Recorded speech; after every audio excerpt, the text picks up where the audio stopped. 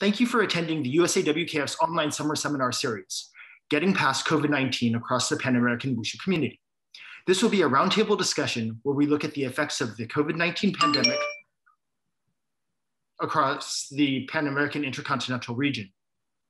Our hope is to bring the community of the Pan-American Wushu Federation together by sharing a glimpse of how the pandemic has affected everyone and what different people from around our region have been doing to deal with this unprecedented global challenge. I am your moderator, Matt Wong, and I am joined by our discussion leader, Jerry Silva. We are honored to welcome 4 very special guests from across the different regions of the Americas. Tonight, we are happy to be joined from Canada by the director of the Wushu Canada, Alan Tang. For Wushu sport enthusiasts, Alan's voice will be familiar to you because he is one of the commentators for Wushu TV's coverage of the IWF events, such as the last World Wushu Championships in Shanghai. We are also pleased to have joining us from Bermuda, the president of the Bermuda Sanshou Association, Garon Wilkinson. Garon is also a member of the Pan America Wushu Federation Executive Board. From Costa Rica, we are joined by Costa Rica Wushu-Kungfu Federation, President Victor An. Victor is also a member of the PAF Executive Board and the Technical Committee. He is also an IWF official as a member of the Traditional Wushu Committee. Finally, we have with us tonight the Brazilian Wushu Confederation Secretary General, Marcus Alves. Marcus is a member of the PAF Executive Board, co-chair of the PAF Technical Committee, and is a member of the IWF Technical Committee in the Judges Subcommittee.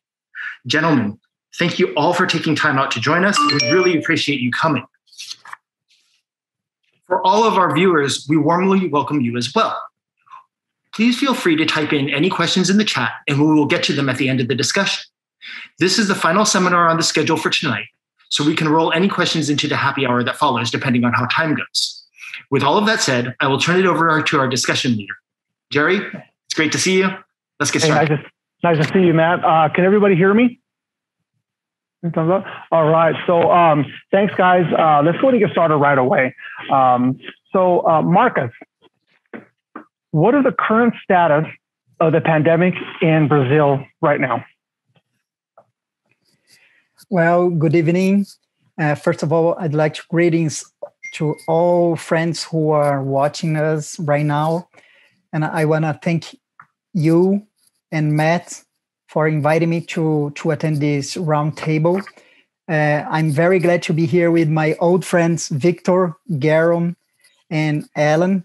And I'm excited to share experience with them regarding to this matter, this so important matter. So actually, in Brazil, about 50% of the adult population got vaccinated with the first shot, and about 20% is fully vaccinated.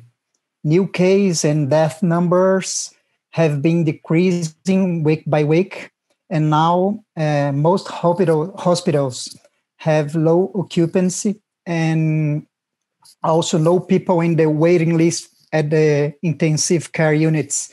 So the situation at this moment, it's a bit better. Okay. What is the general perception toward the pandemic in Brazil right now? The perception is that most part of the population is slowly returning to their regular activities. So we are optimistic with this scenario. Okay. Are the Wushu schools open right now in Brazil? Yes, they are. There's a limitation in the number of students per class. And besides this, the schools must keep the basic health protocols like social distancing, everyone wearing masks, all equipment being sanitized after use, and hand sanitizing everywhere. But the schools are open. Good. Victor, same question. What is the current status of the pandemic in Costa Rica right now?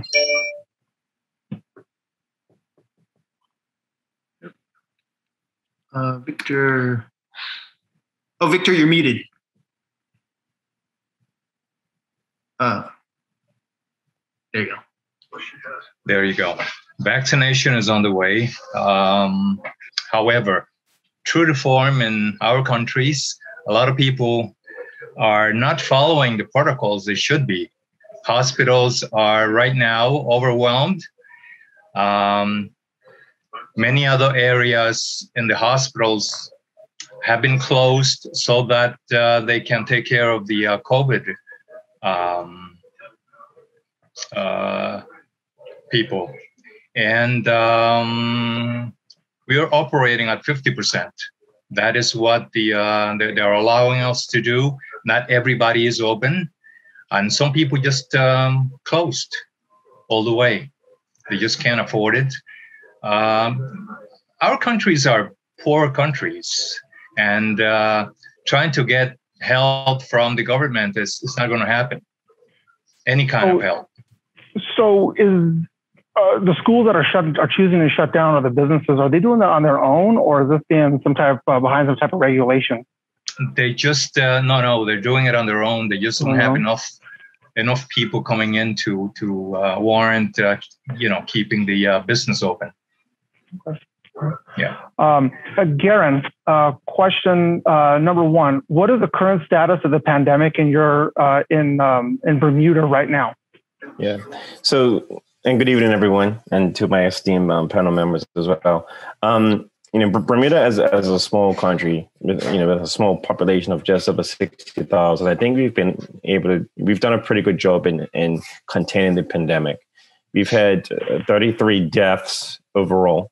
I think the most number of active cases we had at one time was maybe about 200, and that was I believe in like March of earlier this year. So we've had 3 complete lockdowns. The lockdowns seem to mitigate the issues with regarding to the spread. So right now, I believe we're like less than 10 active cases, and we're in what we call phase 4. So pretty much back to normal. There's still mandated mask wearing indoors. Group sizes are limited to 50 people, but in general, things are slowly getting back to normal. Like there's sporting events happening. We see cruise ships at our ports. Hotels seem to be full, but we have very, very strict border restrictions. So that's helped to keep us relatively safe here. Okay. Alan, same questions. Alan, what is the current status of the pandemic in Canada right now? Hi, everybody. Overwhelmingly missed the Wushu community. Haven't seen many of you in a long, long time. But going directly to the questions at hand, basically, in general, Canada has been very, very strict as a country in regards to the pandemic. We have been on full lockdown, meaning that all non-essential businesses were closed. Our Wushu schools and gyms have been closed for over a year, okay, in terms of business. So 0, okay, we've been closed. However, now our province in Ontario, Canada, we are up to almost 80% first dose vaccination and above 50% second dose vaccination. So we are now in what we call phase 3, where finally gyms are being allowed to open at 50% occupancy, and that actually begins on the 16th, next week. So that's the update in general with how the government's been handling it. We believe that they've been doing a good job in terms of keeping our numbers safe, being such a large country. In terms of government support and whatnot, we have been able to sustain our schools simply because we've had government support in terms of our expenses. So our schools have been closed, so 0 revenue for everybody through a lockdown. But government has provided us with rent subsidies to cover our expenditures so that we're not losing money. But finally, like I said, next week we'll be able to operate at 50% capacity. And same thing, still following protocols such as social distancing, which limits each school to open as long as you're maintaining distance amongst the athletes, okay, for general Wushu training. In terms of combat, we have a very, very specific combative association here in Ontario that governs combat sport. And for what we call Olympic and national level athletes, combat sports are able to begin training with contact as well. But like I said, given very specific protocol and high performance training. Okay. So you guys are in phase 3, right? Is that what you mentioned earlier? Yeah, we're entering phase 3 next week. Okay. Currently it's still phase 2. Yeah. Okay. So let me go to switch over to Marcus real quick. Marcus, have the Wushu schools in Brazil, have they been able to teach classes online or use some sort of online platform to teach their classes? Yes. Actually, it was an experience of innovation, as most of the coaches didn't know how to teach online.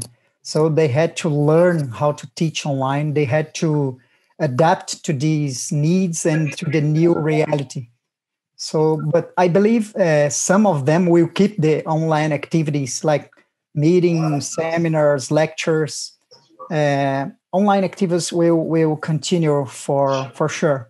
But I'm sure they do not replace the traditional class, face-to-face class, but they are an important alternative to make access easier and to reduce costs like air tickets and expense with hotel to attend some kind of course or training course, judge course. So, and with the schools, the Wushu schools, what was your experience using the online platform, whether it be for Taolu or whether it be for Sanda? What is their experience with that? Both. Okay. Taolu and Sanda. And of course, for Sanda is more difficult because we know to practice and any martial arts, we need to have some contact. So this is a kind of palliative and temporary action. This for sure will not replace the traditional class. Okay, Victor, same question for you, sir. How have your Wushu schools in Costa Rica, have they been able to use an online platform to teach their classes, whether it be for Taolu or for Sanda? Almost the same answer that Marcus gave. Hasn't been easy. Even under normal circumstances, teaching online what we teach is not easy. We have split classes actually, and so we're doing 80% in person. 80% online and 20% in person. Just enough to guide them, correct them. Basically, that's what we've been doing. Just to feed them information and keep them going a little bit. That's correct. Garon, how's it going out there in Bermuda with the Sanda? Are you guys able to use online platforms for this before going to more of an open style or opening back? Yeah, sure. So we have an interesting setup in Bermuda. So, there's Bermuda Sanshao Wushu Association, which is the national sports governing body for Wushu in our country. And then we have member schools, Wushu-Kungfu School, which is my Sifu school. And then there's also Kaiyun Shaolin Academy that fall under us as the national sports governing body. So Bermuda Sanshao Wushu Association, we work out of a gym called Eri Sports Center. And we run our full Wushu program from out of the sports center. It mostly consisted of Sanda, but most recently we've implemented a modern Wushu program. We've had some guest coaches in over the last year. We had Adriano Lourenço da Silva from Brazil. He was able to visit us for 3 months and really sort of push our modern Wushu program in the build up to the 2026 Youth Olympics. And then most recently we had Stephanie Lim and Nathan Andrews Hughes from the US team who came and sort of continued on with their training. So for Taolu, we've been able to utilize online training, and it's going really well. For Sanda, it's been difficult. Like I said, we've had 3 lockdowns. So I guess in total, since March 2020, the gym's probably been closed for, I don't know, maybe 4 months in total, where we haven't been able to do combat. And then even when we are in the gym, depending on which phase we're in, there's no contact allowed. So, we use the opportunity to like work a lot of bag work, really work on our techniques. This is the one period in time where I think we're pretty much injury free, because we haven't been fighting in competition since January of 2020. So it's been a mixed bag. Right now we're back in full training. We're back to sparring. We're actually going through a mock training camp now, because we haven't been through sort of a training camp in so long and haven't been able to do sparring. So since we are in a phase where, contact is allowed, we're using this opportunity to push. So it's been a mixed bag. We haven't done any Sanda classes online. Every sports center is a gym that offers all sorts of fitness in addition to martial arts. So we've encouraged our members to join some of the other fitness type classes, like body combat, which is martial arts, to music, and it's very, very authentic, especially the kickboxing and the Muay Thai moves, and so we've encouraged our athletes to participate in that. And me personally, I just think it's been very difficult to teach Sanda online. And to be honest, we've actually lost athletes, because some of our athletes really thrive off competition. So it's been tough. For me, martial arts it's a lifestyle, and I'll practice Sanda probably until the day I die. But for some of our younger athletes that thrive off competition and competing internationally, it's been tough. I see. Jerry's internet just crashed, so he's resetting right now. So, thanks, Garon. I think that's your experience is similar for all the Sanda programs. But let me move on to Alan. And Alan, can you tell us what are some of the Canadian initiatives as far as did you guys try anything online? Did you do any Zoom practice, or how did you guys continue? We utilized online primarily as maintenance for athletes. We had our association offered basically for the whole year free online classes. So like individual Wushu schools, all physical contact and physical training was paused. But we then transferred to online as a way to, as an incentive to maintain the students. That, I believe, was the main key. So our association got funding for that and funded our coaches to teach online. And we basically, like our school in particular, we froze everybody's membership until we restart. But we gave them the benefit of online training to maintain at no cost, so the parents there was no incentive for them to stop training. Okay? Is that obviously, sorry to interrupt. Was that for both Taolu and San, like all of your programs across Wushu Canada? No, it was only the Taolu, because basically, like same addition. The Sanda is very difficult for that type of training. But like I said, we did it as a maintenance, and we're very happy that we're going back to real training, because at the end of the day, I agree with everybody on this panel in our discussion, stating real training is very difficult for athletes, okay, in terms of online. However, Marcus brought up a very good point that I really want to reiterate with this panel for the future, is that we definitely should utilize online seminars, judge training, coach training, because people have built a habit with it. And it is a great way for us to combine resources to do certification programs online. For coaches and judging, it is the best way. Okay. And definitely I would, I encourage that the Pan American Association, we organize things like that in the future.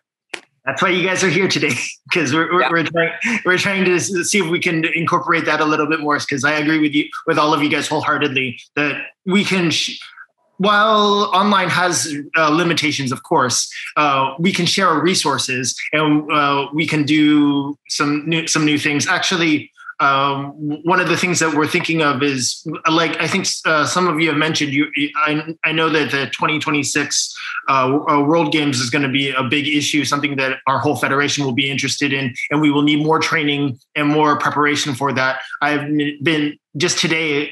There's a discussion with the other co-chair, Coach Lu Shaolin, as far as we are trying to come up with some sort of process for the upcoming Tai Chi Fan, which has no training yet, but that's one of the events for the IWF is launching for the World Games, and it's something that I think, in order for us to get a jump start on it, we could actually perhaps have some sort of online program to prepare the PAF athletes to prepare for this brand new event, this brand new apparatus, and this might be the way to go, so everyone has a good chance for getting new information faster.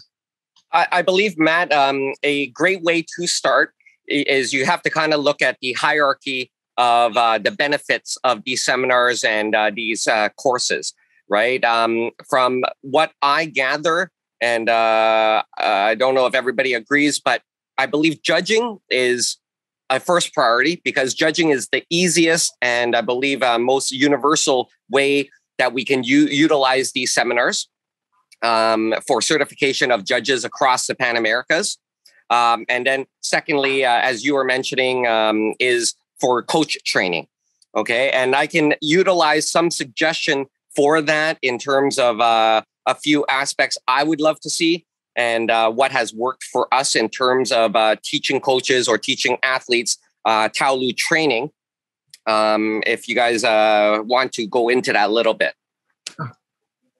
Yes, well, definitely. Sorry. I totally agree with you guys, and we will discuss it in the PALF technical committee. This matter for sure. Yeah. We will consider it. Yes. Sorry. And Marcus, question: how has COVID-19 affected the Wushu community in Brazil as a whole? Actually, since the beginning of the last year, Brazilian Wushu Confederation had no presential activities. We are conducting, like we just said, online course, like a technical course, judge training course.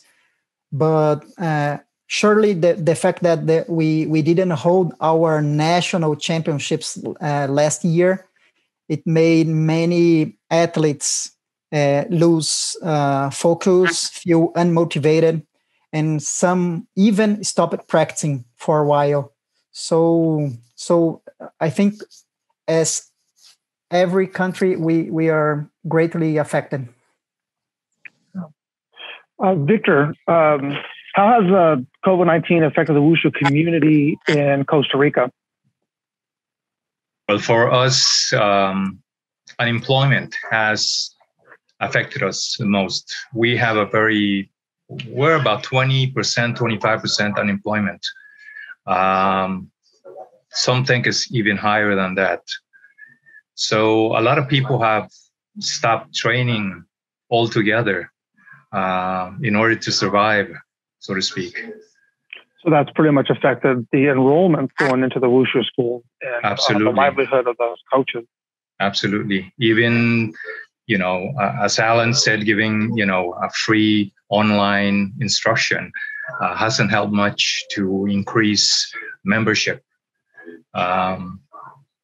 Basically, it's been like that. It doesn't help that the culture here, people don't follow protocols, as I said. And that is why we haven't had a lockdown at all. We have our vehicular restrictions changed every week. And that is because elections are coming up. So they're trying not to hurt too many people. So this week we might have, odd and even numbers every other day. The next week we might have 1 day a week. And they keep changing it because they're trying to please as many people as they can because elections are coming up. And that has only added to the chaos. You have unemployment on one side, you have the hospitals overwhelmed on the other side, and you have people partying all over the place. Right. I mean, we have right now one of the highest rates in the world as far as people getting COVID. We are averaging about 1,500, 1,600 a day, people getting infected. And yet people still, like nothing is happening. Only the people working in the healthcare area know that they're overwhelmed. So we're hanging in there, so to speak. Yeah, the best we can. Right. Garon, how has COVID-19 affected the Wushu community in Bermuda, especially with the Sanda? Yeah, so it's interesting because when events were restricted, we were 2 weeks away from a major fight card here in Bermuda, and because we're small, most of our Sanda athletes fight on fight cards with our Bermuda pro boxers. So we usually have a mix of boxing, kickboxing, Sanda on the same card. So we were 2 weeks out from a major card in which we had some senior as well as junior athletes participating. So and then we went into a lockdown, and the gym, of which we're associate members at every sports center, the gym actually closed in March, and we were going to move into a new location, and we were moving to a slightly bigger location. Great setup. We have our ring, we have our bag set up, we have a separate martial arts room, we've matted floors and matted walls, a spinning room, fitness room. So we were moving to almost an identical location in terms of size, but when the owners sat down and management sat down and ran the numbers, it just didn't make sense because membership, they just knew that with COVID the membership would drop. So right now we're at about 33% of what membership was before. Management's doing all they can to obviously keep the doors open and just trying to be innovative, but it's been tough. Like I said, in the early question, we have had a few athletes that have just sort of lost interest altogether because they just don't see the point of training if there's sort of no competition. Now, the instructors and the businesses, are they able to keep students some in person and also keep them going online also and try to do more of a hyper type structure?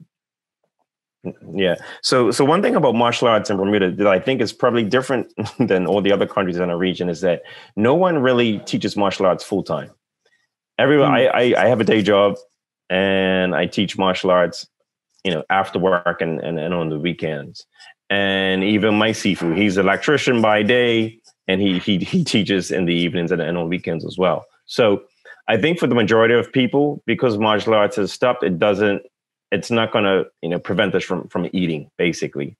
The gym owner is in a slightly different position because he is obviously dedicated to the gym, but the fitness classes help to sort of facilitate or sort of pick up the shortfall that we may have lost through some of the martial arts students dropping.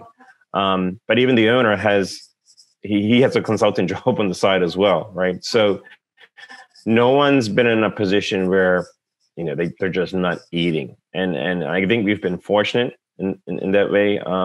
And most of the fields that we work in, we've been able to sort of continue online. I know my Sifu, who's an electrician, he has had quite a bit of a cutback in clients.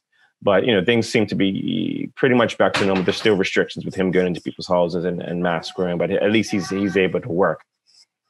That's good. That's interesting. I've never knew anything about Bermuda, how the structure works when it comes to martial arts schools. Thank you, Alan. How has COVID-19 affected Wushu community in your area of Canada? Well, in general, like I mentioned earlier, all physical fitness schools have been closed. Facilities, gyms, martial arts schools, sports shut down fully. I can always look at everything with a positive and a negative, right? Over the last year, the positive is that we actually consolidated our schools with a couple of my friends' schools that had to close down. Okay, so new partnerships were formed. I believe that that's a good way to continue. as well. Myself, I do many different professions. I think like Garon, it allows you to sustain your school. But a big part, I think, is about moving forward and overcoming this is, as I mentioned, many schools in terms of martial arts closed. Okay, Taekwondo schools, karate schools, and whatnot, even with government support, is they weren't able to sustain rent. But you got to kind of look at the opportunities behind that. As such, like I mentioned, I consolidated my personal school with a friend's Taekwondo school. So all of a sudden, our membership jumped from, say, 150 to 300 students. Do you see? And you're sharing rent and you're sharing expenses. But utilize that to grow programs rather than looking at as just a negative of losing. And I would really suggest that is to seize opportunity if it presents itself, right? So we actually consolidated our programming so that way we have generic beginner programs, martial art programs, incorporating Taekwondo, incorporating fitness. Because for kids, it's more about martial arts abilities, not so much Wushu specific. Then by consolidating the programs, we have more students, and then we streamline students that are actively looking to compete into high performance programs, Sanda, self-defense, or the Tao Lu. So that's what we did for my particular school, and I was very lucky to do that. And I actually gained a whole management team to work with me so that I can now do my other things like film and television, and I do construction now too. So a lot of electricians here, right? I'm actually on site working right now, right? But I really push that is don't look at things only as a negative, but seize opportunity. There's always opportunity. You got to look for it and take it. That's right. Marcus, about the students and their parents within your schools or in the country when it comes to martial arts and Wushu, what are you hearing from them about how they're feeling about continuing Wushu practice and as we go through with the pandemic? Actually, I just read about a survey carried out by a university in São Paulo about the impact of COVID-19 pandemic on small business. And it was found that Wushu schools are in the group of activities most affected by the pandemic. In June, the sector's turnover reached a level of 52% below the normal for the month. And 72% say they have difficulty to keeping the business open. And I know some coaches who had to close their Wushu schools due to this crisis. So some schools had to be closed here in Brazil, as Garon said, in Bermuda, for more than 4 months.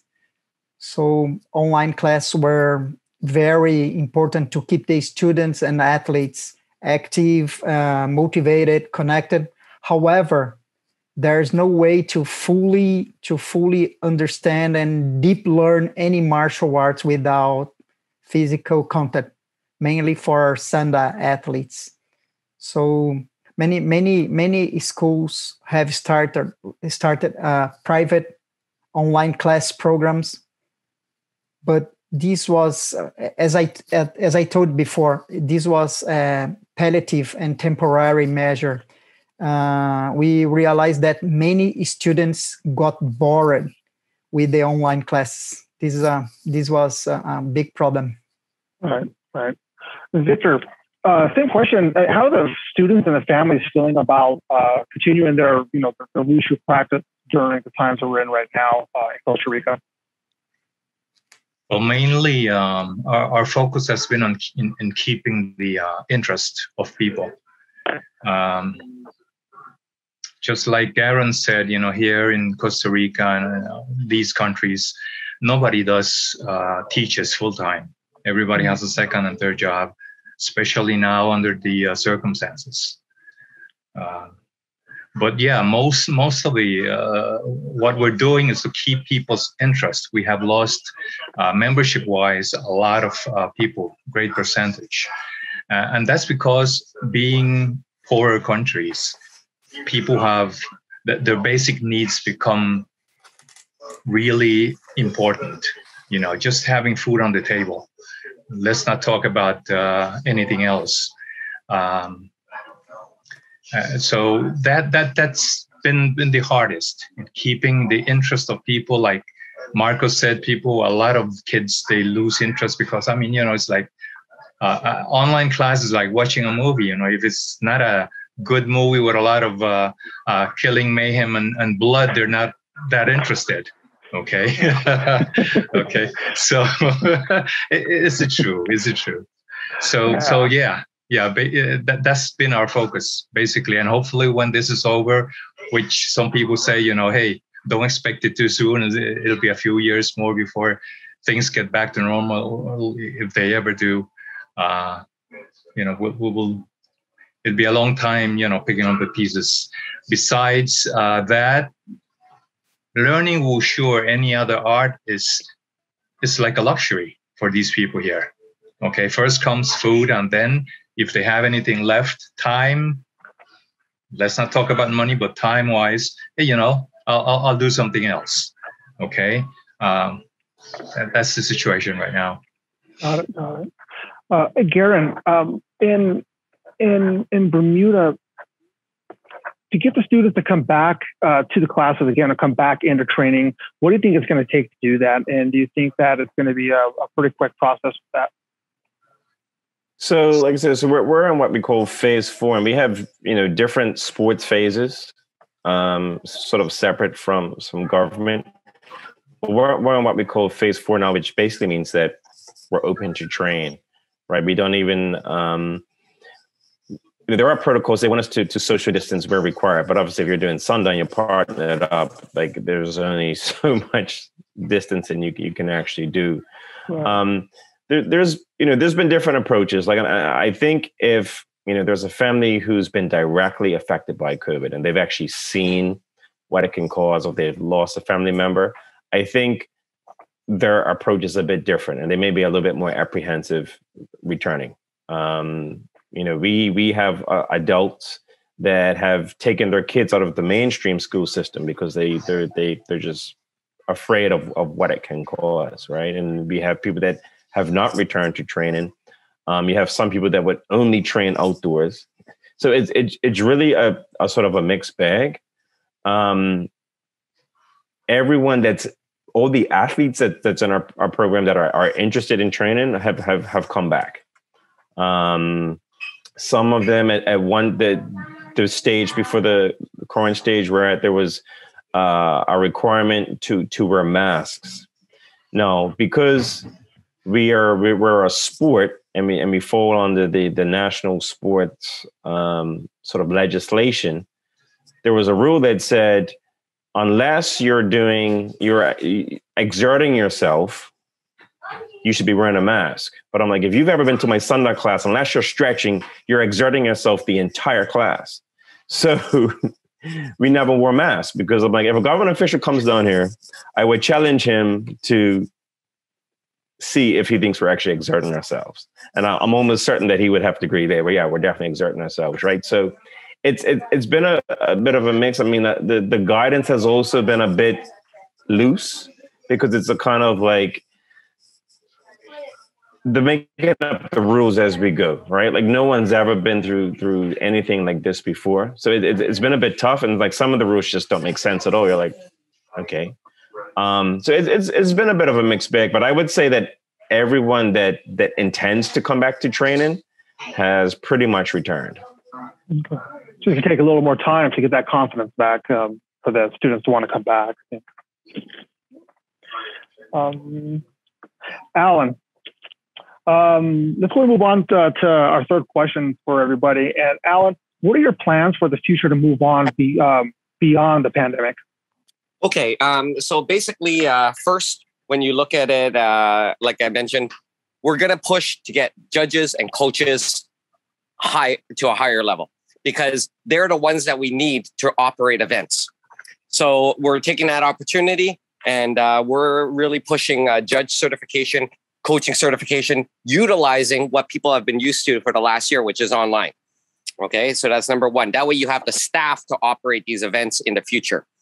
Then on a athlete point of view is really getting them excited about coming back to training. Okay. It's a little bit different here that parents that have had to take care of their kids at home are sick of it and bored of it. So they're actually in Canada, they're really excited and they can't wait for us to open our schools again. So that's the kind of approach that we've been taking, is motivating them and exciting them about the fact that we are going to open in a week. So we constantly email them, we contact them, we call all our students one by one and go, hey, we're opening up next week. Make sure you book your spot, because now, again, looking at the opportunities, our spots are limited. So, for example, a class now, we're only allowed to occupy, for example, 15 students.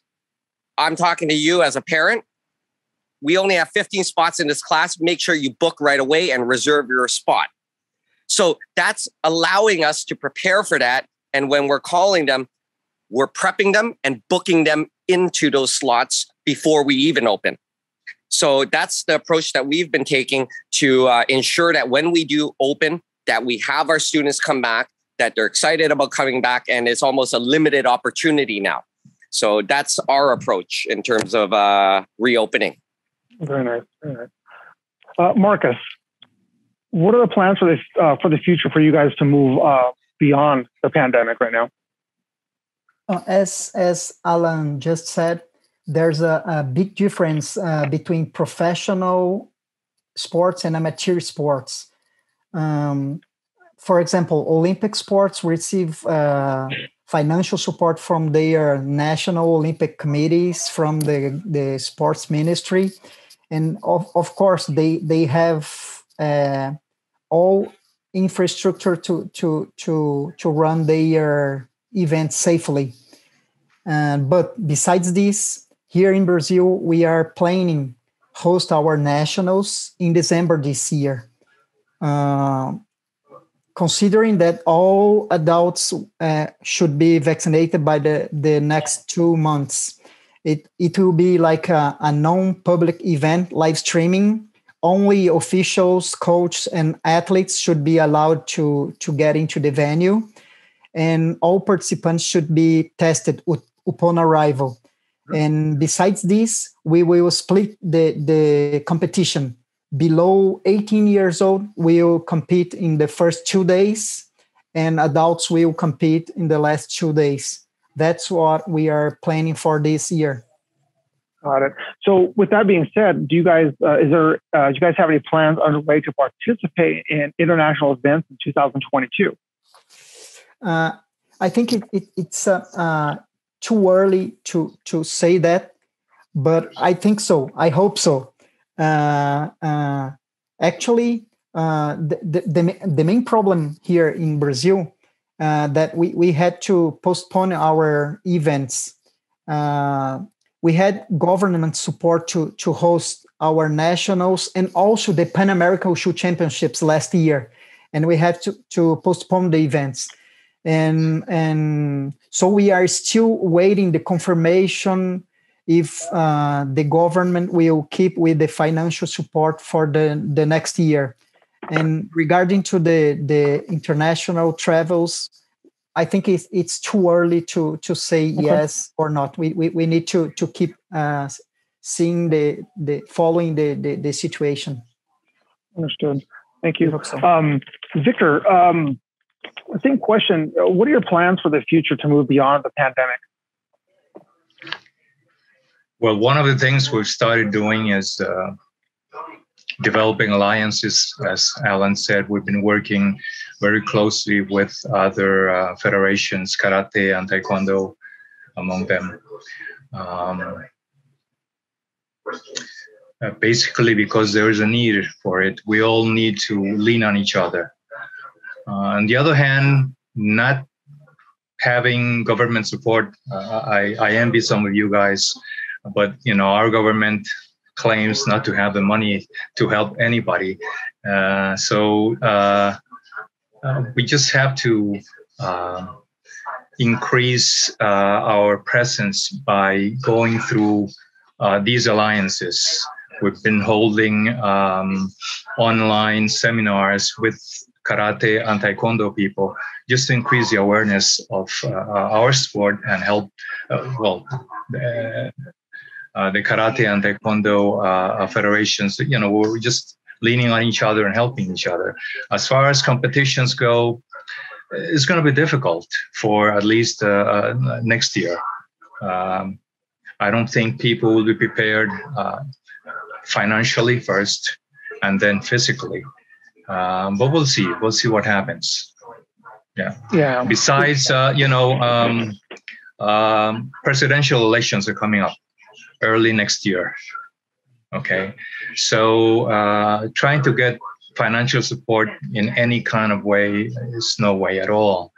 And as I said before, the protocols, the limitations in traveling and all that, they've been doing it haphazardly. It's chaotic, but they're trying to please every sector of the population. If business people say, hey, you need to give us an opportunity, have people come out and go to my restaurant and come to my shop to buy. Okay, then this week we'll have everybody except for plate numbers such and such.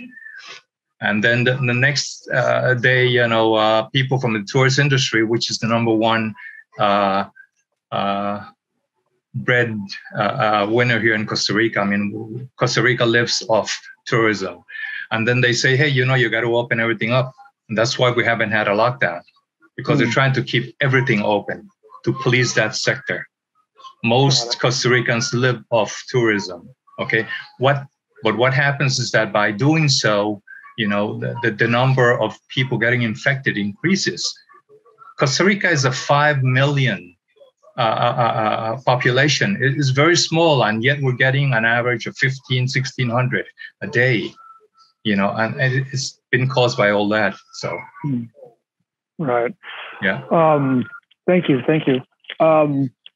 Garon, what are your plans to move beyond the pandemic currently? What do you guys have planned? Yeah, so there's been a few online competitions. Competed in the Tai Chi China Caribbean competition, and most recently we have 12 athletes that have submitted videos for the Pan American Wushu Federation sanctioned online competition. So one, just trying to keep people motivated, especially the Talu athletes, to keep going. We have a specific Wushu development program where we have sort of our more elite athletes, the ones that are specifically trying for the Youth Olympics in 2026. They're continuing their online training with coaches. Some of them, as many as 4 to 5 times a week. And because they are seeing the progress, they're learning new routines. They're able to keep motivated. In Bermuda, there is, I think at last check, we have 63% roughly of our population vaccinated. There certainly is, vaccine hesitancy that exists. And although it's not mandatory, many things are very difficult to do if you're not vaccinated. But one thing we do have in place, it's called Safety Key. So, for instance, like a number of events, like we had a government scholarship event, which one of my athletes was fortunate to get an award for. And it's a Safety Key event, which meant that you have to show proof of vaccination, or you have to get a negative COVID test within 3 days of the event, right? And there's a number of COVID testing centers here. It's pretty easy to get. Saliva tests are accepted, even for travel to the US, Canada, and UK, because they're less invasive. I think people are more keen to do the saliva test. So there's a number of ways that even the government are putting things in place to at least make people feel safe. We're working with our promoters here to get some combat fighting events happening. We have to this year. I mean, we have pro boxers here that haven't, fought since last January. So I think, with the Safety Key, and because it is flexible, I think that may be one of the keys to getting people back to participating in events. Got it. Yeah, it's a lot of stuff. Let me see. Alan, so with I was just sitting here, you guys are opening up in a week or so. What are the thoughts of possibly doing an international tournament coming up in the future? What would be the closest international destination or the cheapest one for you to go to? You know what? I think that's the big question on our side here is as an individual school and the association, it's kind of our forward thinking is first, okay, how do we get our school back running, training back to normal? International events is kind of a distant thought in terms of those few factors. One is athletes aren't ready. They haven't moved or trained for over a year physically in a sense of a true setting. And then number two is when you're talking about athletes is families, are they comfortable with the athletes traveling? That I believe is the major concern. And at the end of the day is what limits interest in international competition, right? So I would say really it's not even about distance. It's about whether or not our parents, coaches, and athletes feel comfortable traveling at this point, knowing that things are just getting better in our own country. So long story short, I really am not looking at international events for the foreseeable future until everything is more equalized globally. Right. Marcus, question for you guys out there in Brazil. Do you anticipate attending any of the IWF and PAWF events in 2022? I know we have Brazil coming up next year, but I just want to see what your thoughts with any other competitions. Jerry, I agree with Alan and also with what Victor said.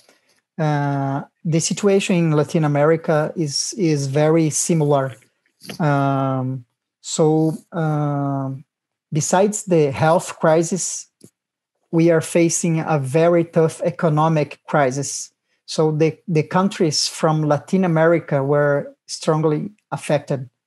So I'm sure some national federations will need time to fully return to the international events, and that's it. I think we need time to back to the normal. Okay. Yeah, it makes sense, right? I mean, we really can't do. We're just projecting, really seeing who's going to be able to travel and things like that, what makes sense and what doesn't. Each country has different things going on, but we just want to make sure that we kind of ask the question and kind of see where everybody's at, really.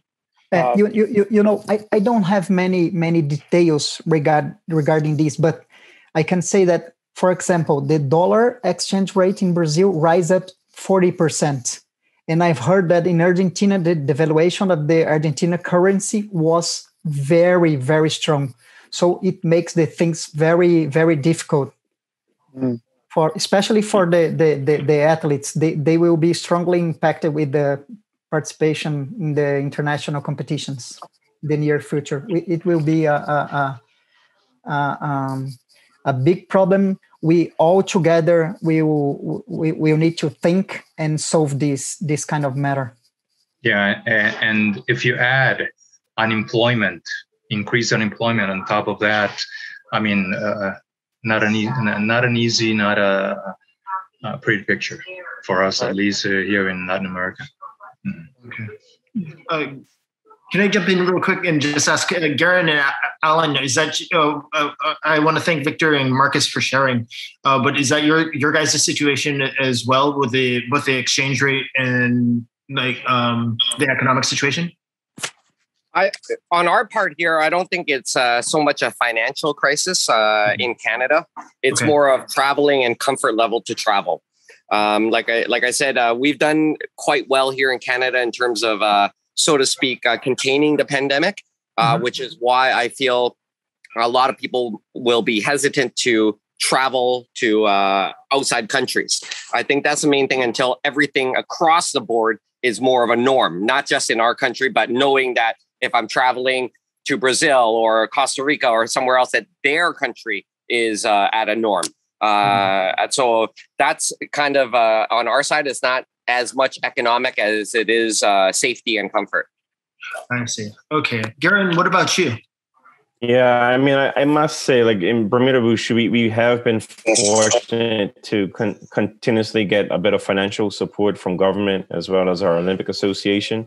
And honestly, that's only something that's been recent. Like, I mean, we've been around since early 2000s, and only recently, after establishing national sports governing body status, have we been able to, establish that. So I'm not too concerned about, financially being able to get our team to various locations. A lot of it comes down to what the requirements are to enter that country, and how safe we deem that country to be. The thing is, for instance, like Brazil, even if we said, okay, yeah, we're going to go, I'm sure Brazil was going to make a conscious decision to say, no, it's just not feasible at this point. So even if we did want to go somewhere, it's pretty difficult. I mean, for our combat athletes, we can't just survive by fighting Sunda. So we do boxing and we do kickboxing. So we are looking at, events in the US, maybe even Canada, that we can get to just keep our athletes busy.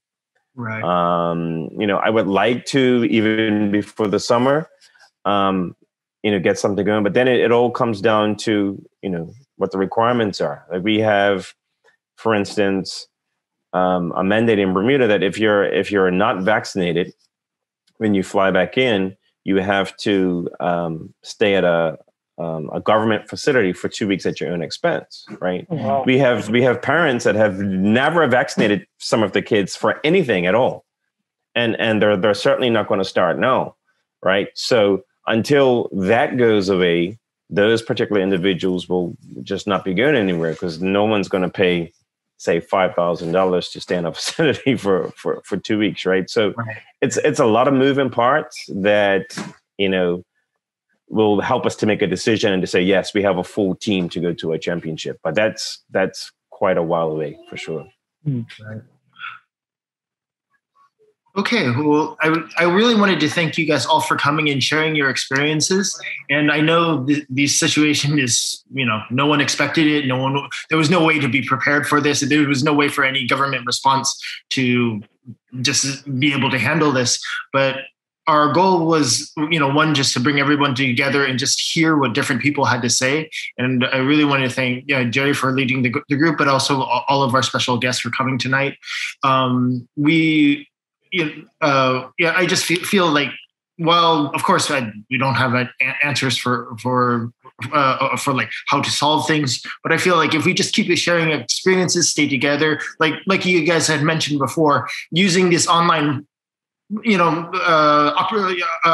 these new online capabilities that we're using more to kind of bring our community closer, and maybe we can glean a couple insights from one another about what we can do, what we should do for moving forward, and also just on speaking really briefly for for Marcus's group, the technical committee, just having this sort of information and this input from the members about what the situation is. It will help us to make recommendations back to you guys, back to the executive board, as far as what next steps, what we can do. As you know, everybody has limited resources, but if we know where everyone's position is, we can I feel like we can help our federation do the best it can for the members given the situation we have. But we can only do that with the information. And I just want to thank all of you for coming today and for sharing your ideas. And it is. Jerry, did I forget anything? Is there anything else that you wanted to add? No, I mean, that's it. Thanks everybody for being so open and sharing. I really believe that with everything that's going on currently with the pandemic, with all of us coming together on this platform, sharing and giving different information, I think it's a great thing, and I can only hope that it gets bigger and we keep continuing to support each other. And Matt and Jerry, if you allow me, I'd like to congratulate USA WKF for the initiative run these online seminars. I think it was a great opportunity to keep our Wushu community informed. So thank you very much, and it's always very good to meet our my old friends. Thank you very much. Thanks. Thank you so much. One last thing, even for our participants live, and also for as we do, this will be posted on the USAWKF YouTube channel. If anybody has any suggestions or things that based on what you heard today about what we should do, or if there's any other suggestions, we're happy to take them and under advisement and consideration. Like I said, that was the whole point of this, is to just bring our community together. If, there's other things you'd like to see or like to hear from us. I had spoke with President Go about this, is that we really want to try to find ways, as in this difficult time, to find ways for POF to come together to do more online things like this. So, and this was just like, this wasn't a one-time deal. This was like, I think this was the start. We'll do more things together. We'll try to share all of our resources with as a one group, and do the best we can together. But just wanted to thank everyone for their time. Thank you. Thank you guys.